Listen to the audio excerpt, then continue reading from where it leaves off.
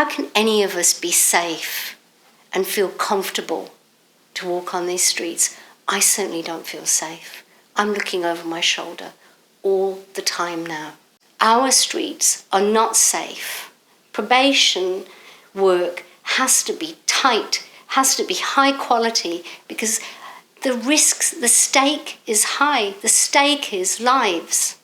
Zara's life was taken, and probation have blood on their hands. I'm livid. I'm absolutely livid, because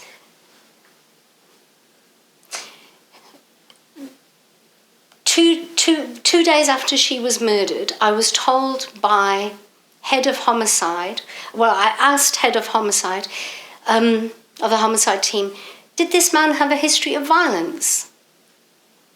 And they said, categorically, no. Now, they weren't lying to me. They didn't have the intelligence. So that just tells me, what kind of system have we got?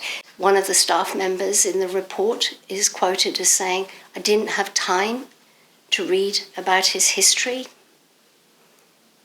which tells me either the history is really badly written, is it written in some kind of longhand essay format instead of, okay, this is the list of offences, and all we have to do is it takes us 10 seconds to look at those list of offences, even though they're very long, and to be able to spot that he is high risk. There's a lot of errors here. This wasn't just a man who happened to kill Zara because he's a monster. This monster was made. This monster was facilitated. And this monster was given a license to walk free. So I don't believe that he was going to kill somebody and that Zara just happened to be the unlucky one. I don't believe that. I don't accept that.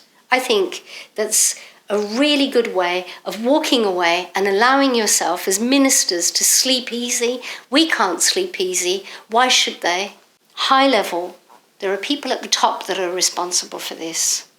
Because if people in your teams are making mistakes, why doesn't the manager know? Why doesn't the CEO know about these mistakes? These are serious mistakes. Yeah, heads should roll. Heads should roll. They're not good enough. Those heads aren't good enough. Replace them. Get some better heads here. Dominic Rubb has agreed to meet with me. And who initiated that meeting? I asked for it. I requested it. We're sad. We're heartbroken. We're still traumatized. It's effort to be alive. I'd like to know that the recommendations that have been made this time will be acted upon intelligently, thoughtfully, not just a knee-jerk reaction. Don't just throw money at something. Build a quality probation service, but also remember that it's interdependent with all the other services. Housing, for example.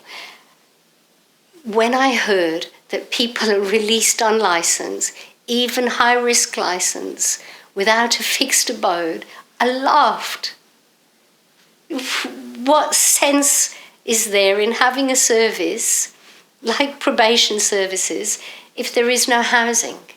So we have other services that need to be held to account, other services that need improvement, that need to work in coalition with probation, with prison. It's clear these services are working in silos.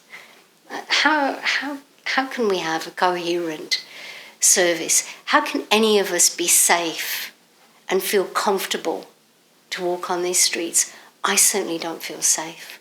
I'm looking over my shoulder all the time now.